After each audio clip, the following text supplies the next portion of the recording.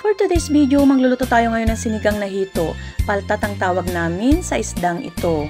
Nanguha nga pala ako ng talbos ng kamote sa ating pananim. Merong sibuyas, luya at saka talong. So nahiwa-hiwa ko ng ating isdang hito at nalinisan at nilagay na rin sa kasarola. Ilalagay na natin ang luya na hiniwa-hiwa natin at saka sibuyas na pampabango sa ating lulutuing sinigang. At pagkatapos ay lalagyan natin ng kaunting bagoong. Ayan, isasalang na natin ang ating lulutuin.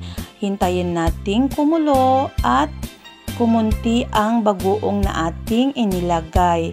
Saka natin lalagyan ng tubig para sa sabaw. Hintayin ulit natin itong kumulo.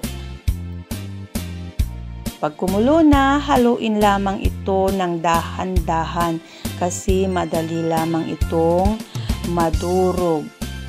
Yan, nangangamoy, masarap na ang ating sinigang. At lalagyan na rin ng pampaasim na Knorr sinigang. Kunti lamang, baka masobran natin sa asim.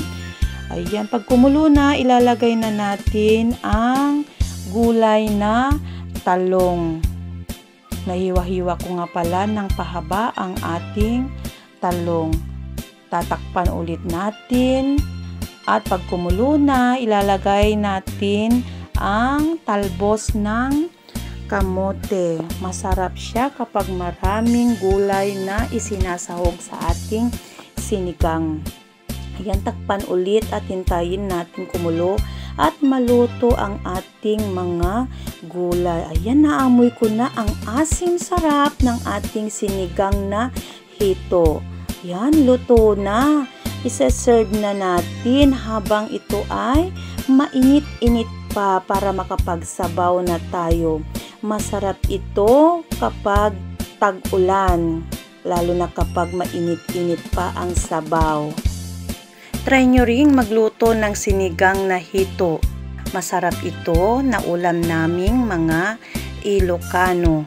Lalo na kapag sama-sama ang lahat ng miyembro ng pamilya na kakain nito. Thank you for watching. Please like and share and follow for more.